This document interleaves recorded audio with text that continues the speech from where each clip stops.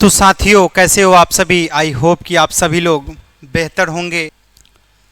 लेकिन आज हमारा मन बिल्कुल उदास है इस बात को लेकर के कि हाल ही में आप सभी ने देखे हैं कि प्लेन क्रैश का मामला सामने आया था, है ना, जो कि अहमदाबाद गुजरात में जैसे ही फ्लाइट टेक ऑफ के लिए रवाना होती है, चंद मिनटों में के अंदर वो जो है ध्वस्त हो जाती है। उसमें कॉकपिट में बैठे पायलट, को पायलट जो भी अवेलेबल रहते हैं उनको एक समय तक नहीं मिल पाया, है ना, कि कुछ भी कर सकें।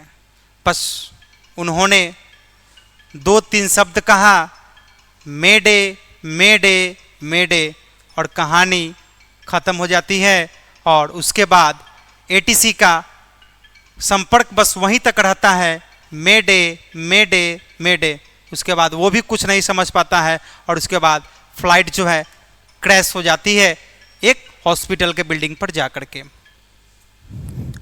इस घटना के बारे में जब भी मैं सोचता हूँ, फ्लैशबैक में जाता हूँ, तो हमारी आंखें बिल्कुल नम हो जाती है, क्योंकि इसमें किसी भी व्यक्ति को कुछ भी सोचने का न मौका मिला। उसमें जो भी पैसेंजर्स बैठे हुए थे उनको न कुछ न भागने का मौका मिला, न कुछ सोच भी नहीं पाए होंगे कितने पैसेंजर की हो क्या रहा है। तब तक में फ़्लाइट क्रैश हो जाता है, क्योंकि उसमें जो है काफ़ी ज़्यादा मात्रा में फ्यूल होने के कारण भी जो है फ्लाइट में एक जोरदार धमाका होता है, जिससे न केवल फ्लाइट के अंदर बैठे यात्री, इवन जहाँ पे ये घटना, ये त्रासदी होती है, वहाँ के पशु पक्षी, डॉक्टर्स के बिल्डिंग पर जाकर गिरती है तो वहाँ के डॉक्टर्स सब लोग कहीं ना कहीं इसके प्रभावित होते हैं और उसमें से कईयों की जान चली जाती है। सोचना ये बहुत ज़रूरी है कि ये घटना क्यों हुआ, कैसे हुआ, क्या कुछ कारण था, है ना। अभी तक कुछ ऐसा पुख्ता सबूत नहीं मिल पाया है और अभी तक जहाँ तक जितने भी न्यूज़ चैनल हैं उस पर भी हम देख रहे हैं कि अभी तक जो है डीएनए टेस्ट करके जो है बॉडी दिया जा रहा है। तो सोच सकते हैं कि बॉडी जो है पहचानना कितना मुश्किल हो चुका है कि डीएनए टेस्ट करना पड़ रहा है। आधी से ज़्यादा बॉडी कितने की जल चुकी है, बहुत मतलब बयान नहीं कर सकते हैं इस बात को कि क्या उस वक्त घटना रहा होगा। आज हम धूप में निकलते हैं बाहर, जो टेम्परेचर है वो धूप हमें सहन नहीं होती होगी, और उसमें नन्हे नन्हे प्यारे प्यारे बच्चे भी थे। उनको जब ब्लास्ट हुआ होगा तो टेम्परेचर कई 1000 डिग्री टेम्परेचर बढ़ा होगा। उसमें आंखें हमारी नम हो जाती है इस बात को कहते हुए कि हम उन्हें कुछ नहीं कर पाए। लेकिन ऐसा घटना आगे ना हो, इस चीज़ को ध्यान में रखते हुए सरकार को और जो भी सिविल एविएशन इंडस्ट्री में जो कोई भी टेक्निकल पर्सन शामिल हैं, उनको इस बात से सबक लेना बहुत ज़रूरी है और इसकी तहकीकात करना बहुत ज़रूरी है, चाहे इसके लिए अंजाम जो कुछ भी हो। क्योंकि कई एक की जान गई और अभी तक ऐसा कुछ भी नहीं पता हो पाया है कि क्या कुछ कंडीशंस था। फिलहाल 1-2 बात वहाँ से निकल करके सामने आ रही है ना, कि एक आपको ब्लैक बॉक्स करके जो है टीवी में देख रहे होंगे कि ब्लैक बॉक्स क्या मामला है भाई, कि ब्लैक बॉक्स से कुछ पता चलेगा। तो ब्लैक बॉक्स एक तरीके से वो तकनीकी मशीन होती है जिसमें कॉकपिट में बैठे जो भी पायलट बात कर रहे होते हैं, है ना, जो कुछ भी गतिविधि हो रही होती है, पीछे पैसेंजर्स जो बैठे हुए हैं उनकी गतिविधि क्या कुछ रही होती है, उन सभी चीज़ों को वो मॉनिटर कर रहा होता है। इवन मशीन्स जो वहाँ पे कॉकपिट में लगे होते हैं, एरोप्लेन को कंट्रोल करने के लिए उन सभी चीज़ों को वो डिटेक्ट कर रही होती है कि क्या कुछ स्पीड था, कौन सा इंजन चल रहा था, कौन सा फेल था। उन सभी चीज़ों का डिटेक्टर मशीन्स जो है उन सभी चीज़ों को कैप्चर करती है ब्लैक बॉक्स।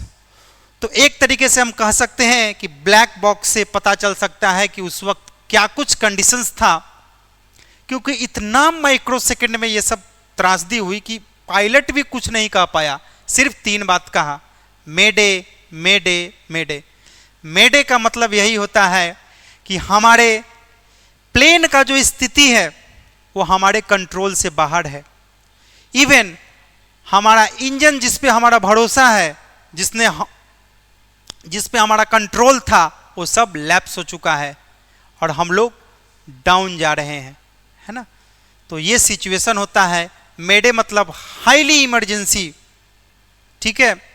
तो इस चीज़ों को अब देखिए क्या कुछ ब्लैक बॉक्स से निकल करके सामने आती है, जिससे पता चलेगा कि क्या कुछ कंडीशंस था और क्या कुछ उस वक्त की स्थितियां थी। हालांकि बहुत इस पे गहन जांच होनी चाहिए, बहुत ज़्यादा ज़रूरी है। यहाँ तक की बात कही जाए, ये बोइंग कंपनी पर भी जो है बहुत तरीके का इन्वेस्टिगेशंस चलना चाहिए कि क्या कुछ कंडीशंस था और क्या कुछ उसमें अनियमितता तो कहीं नहीं पाई गई थी, है ना, उस वक्त जिस वक्त उसको लॉन्च किया गया था और परचेजिंग हुआ था, है ना। तो ये सभी चीज़ें कहीं ना कहीं ये सब जो है राज बन करके है। इन सभी चीज़ों से पर्दाफाश होना बहुत ज़रूरी है ताकि पब्लिक को भी पता चल सके। जबकि माना जाता है कि बोइंग जो है सबसे विश्वसनीय एविएशन है, एविएशन इंडस्ट्री का सबसे विश्वसनीय जो है एरोप्लेन बनाती है, जिससे जो है आप भरोसा कर सकते हैं, है ना। 10 घंटे की जर्नी फ्लाइट थी अहमदाबाद टू लंदन, है ना। कई का हर चीज़ गुजर गया, मतलब क्या बताएं हम। एक फैमिली उसमें थी जिसका एक भी पर्सन नहीं बच पाया, है ना। तो चलिए देखा जाएगा और आगे क्या क्या कुछ कार्रवाई होता है सरकार का, ये सब भी बहुत ज़रूरी है। इस पर कोई भी तरीके का पॉलिटिक्सबाजी नहीं होना चाहिए। हम आप सभी से यही आग्रह करेंगे कि कोई तरीके का पॉलिटिक्सबाजी ना हो और जो भी ऑथेंटिक रिपोर्ट हो वो सबके सामने आना चाहिए ताकि ये सब चीज़ें क्लियर हो सके। और आई होप कि ब्लैक बॉक्स जो है एक बहुत बड़ा एविडेंस का काम करेगा, जिससे पता चल सकेगा कि आखिर समस्या क्या हुई थी, ठीक है। तो चलिए चलते हैं और मिलेंगे फिर कभी कुछ नया टॉपिक पे, है ना। आज का टॉपिक जो था बहुत थोड़ा इमोशनल टॉपिक था, जिस पे क्या ही हम कह सकते हैं, कुछ नहीं कह सकते हैं, हम बिल्कुल निशब्द हैं इस बात से।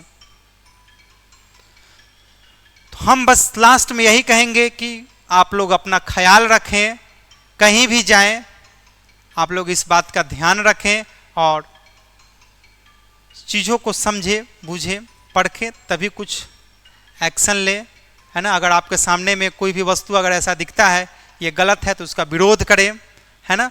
अगर आप सफ़र में चल रहे हैं, आपको कुछ गलत लग रहा है तो आप उसका भी विरोध करें, चुप नहीं बैठें। अगर आप और हम चुप बैठेंगे तो सिस्टम जो है अच्छा से वर्क नहीं करेगा, ठीक है। चलिए चलते हैं। वीडियो में बने रहने के लिए आप सभी का बहुत बहुत धन्यवाद।